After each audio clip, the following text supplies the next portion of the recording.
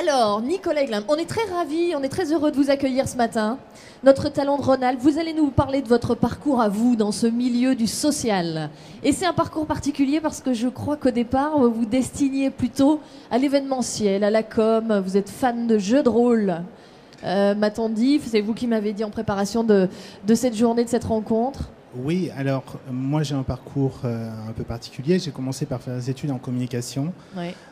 Donc j'ai un BTS d'action publicitaire et communication et une spécialisation en événementiel et médias en 3e année. Et l'idée c'était de pouvoir travailler sur des conceptions d'événements plutôt basés sur le jeu de société, jeu de rôle, et de pouvoir faire des événementiels plutôt en entreprise.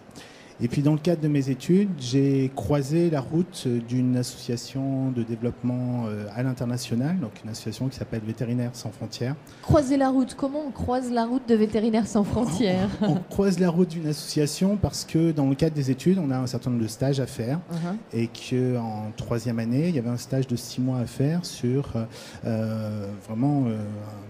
Voilà, une fonction de communication, et à ce moment-là, Vétérinaires sans frontières cherchait quelqu'un pour étoffer son équipe sur les questions d'édition, de création de documents et de gestion un petit peu tout ce qui était vie associative. On est vraiment dans le domaine de la com.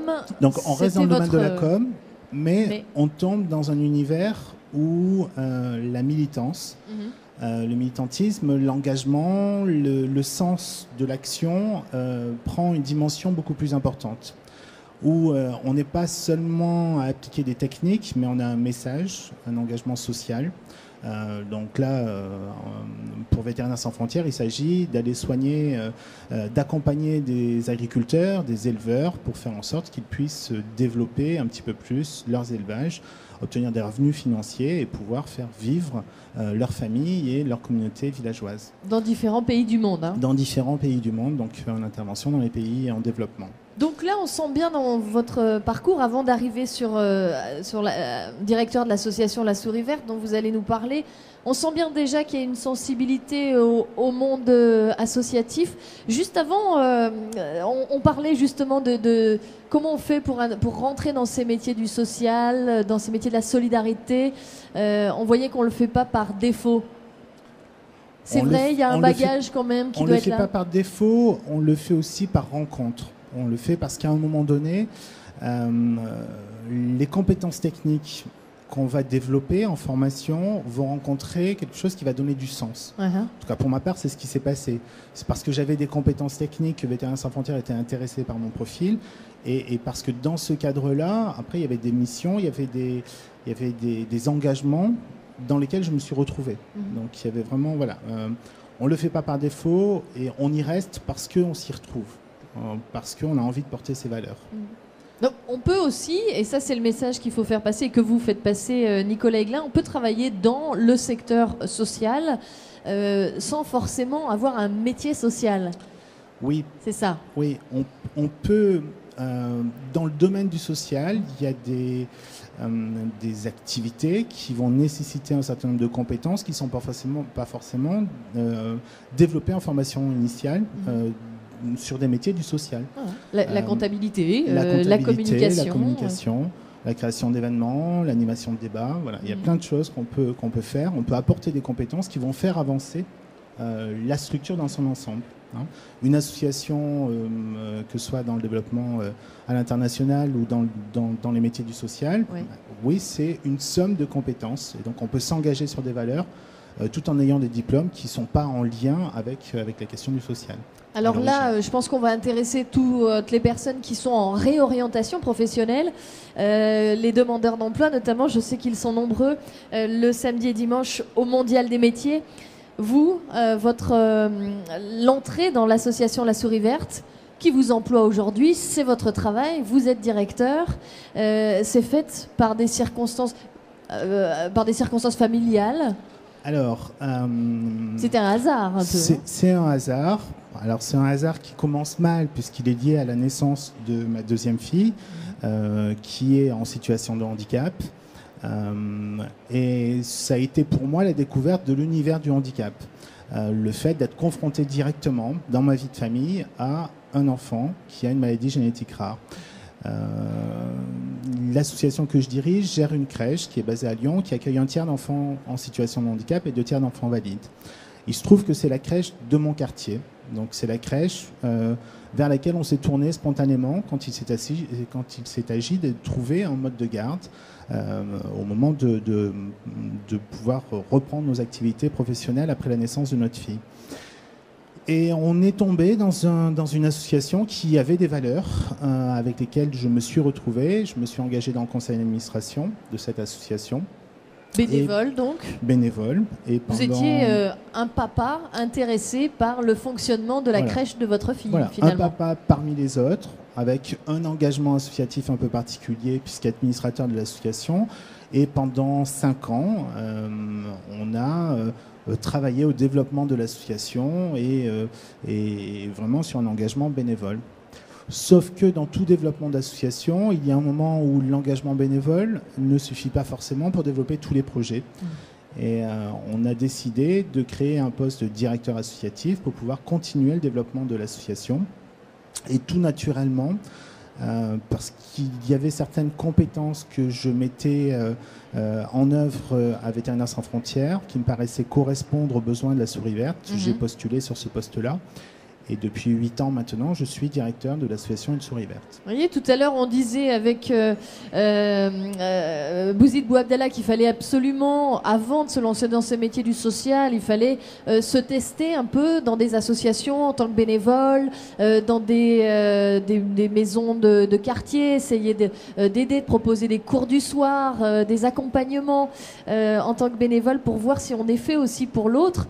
Le milieu du bénévolat peut amener au métier aussi, à un emploi, et en l'occurrence, vous, Nicolas Aiglin, ça a été ça. Il y a un certain nombre d'associations qui, dans leurs activités, sont obligées de se professionnaliser à un moment donné. Et donc, c'était le cas de la Souris Verte au moment où moi, je suis rentré au conseil d'administration. Et dans ce parcours de professionnalisation, oui, moi, je pouvais, à ce moment-là, proposer mes compétences et imaginer mon engagement non plus comme un engagement bénévole, mais comme un engagement professionnel. Alors c'est étonnant parce qu'on parle de formation aussi au Mondial des métiers, on parle de comment accéder à un métier. Vous, la formation dans le domaine du social, vous ne l'avez pas du tout? Alors, je n'ai pas de diplôme. Quand je suis rentré dans l'association, je n'avais pas de diplôme spécifique dans le domaine du social. J'ai envie de dire que j'avais déjà une certaine expérience dans le domaine associatif, et puis j'ai une expérience de vie en tant que parent d'un enfant en situation de handicap. Alors ça ne vaut pas les diplômes. Est-ce que ça suffit? Ça ne suffit pas, mais ça permet aussi d'avoir de certaines compétences qui peuvent aussi servir quand on accompagne, comme le fait la Souris Verte, d'autres familles qui sont confrontées à des situations de handicap. Ceci étant, on m'a très souvent interpellé en me disant « mais qu'est-ce qui fait votre légitimité à être directeur d'une association comme Une Souris Verte ?» Et ça m'a poussé à reprendre un cycle d'études et de finaliser en 2009-2010 un executive master gestion et politique du handicap à Sciences Po Paris, pour pouvoir avoir un diplôme et pouvoir clairement aussi appuyer mon engagement sur une légitimité de diplôme qui vous paraissait essentiel, vraiment? Qui n'était pas forcément essentiel, qui n'a pas forcément changé ma façon de travailler, mais qui m'a donné une légitimité par rapport à certains interlocuteurs. La fonction diplôme, à mon sens, n'est pas toujours nécessaire pour pouvoir avoir un engagement professionnel. Ce n'est pas ça qui donne les compétences dans la gestion d'une association, mais au regard de certains partenaires, c'est quelque chose qui rassure. D'accord. Alors après, cette formation spécifique m'a permis d'avoir une vision beaucoup plus globale de la question du handicap, de rencontrer un certain nombre d'acteurs qui sont très engagés sur ces différentes questions. Et donc clairement, ça donne beaucoup plus de pistes de réflexion et une ouverture sur ce qu'est ce champ un peu particulier du travail dans le domaine du handicap. Ça donne un petit peu plus de carrure, c'est ce qu'on pourrait, on pourrait dire ça comme ça. Dans quelques instants, on va parler de l'aide à domicile et du service à la personne. Est-ce que c'est un secteur qui est en pleine croissance et pourquoi? Merci, on m'emmène des stylos de tous les côtés. C'est pour vous d'ailleurs, Nicolas Aiglin. Est-ce que c'est un secteur en pleine croissance et pourquoi? service à la personne, la souris verte, parlez-nous un petit peu de l'association plus en détail, quelles sont les actions aujourd'hui? Et puis, comme je sais que vous êtes directeur parce que vous avez senti le besoin à un moment donné de développer l'association, quels sont les projets de développement pour la souris verte? Alors, la souris verte aujourd'hui, c'est une association qui intervient dans le domaine de la petite enfance ordinaire et qui milite pour que les enfants en situation de handicap soient accueillis dans tous les dispositifs de la petite enfance ordinaire. Donc les crèches. Donc les crèches. Donc on gère, nous, une crèche qui est basée à Lyon, qui accueille 32 enfants. Et sur ces 32 enfants, tous les jours, il y a un tiers d'enfants en situation de handicap accueillis. D'accord. À partir de l'expérience de cette structure, on a mis en place un centre de formation et on intervient en France entière auprès des équipes des autres crèches, auprès des collectivités territoriales pour faire en sorte que tous les professionnels de la petite enfance puissent réfléchir à l'accueil d'enfants en situation de handicap dans leur dispositif. Notre objectif, ce n'est pas de créer beaucoup d'autres crèches, une souris verte, mais beaucoup plus d'accompagner les autres structures pour que les familles puissent retourner vers la crèche de leur quartier. Voilà. D'accord. Au centre de formation, les formations sont proposées à qui? Quelles sont les conditions d'admission aujourd'hui? Il faut déjà avoir un diplôme. Alors, oui, ce sont des enfance. formations continues et non pas des formations initiales que nous proposons. Et ce sont des formations entre 2 et 6 jours qui peuvent être faites soit en inter, soit en intra-équipe. Certaines sont proposées à Lyon, d'autres sont proposées sur site en fonction des sollicitations des crèches. Donc on a des formations qui sont très généralistes, qui vont être sur des programmes de 2-3 jours pour parler de tous les aspects de l'accueil d'enfants en situation de handicap dans des structures. Et puis d'autres formations qui sont un petit peu plus spécialisées sur le jeu et le handicap, sur les espaces sensoriels, sur accompagner son équipe quand on accueille des enfants en situation de handicap. Voilà.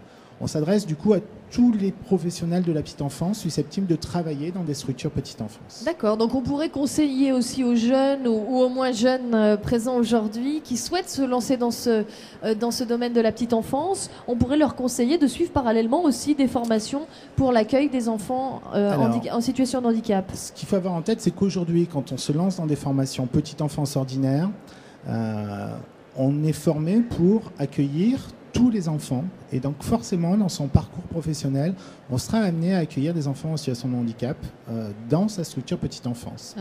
Et donc la formation initiale va forcément donner des bases pour pouvoir accueillir tous les enfants.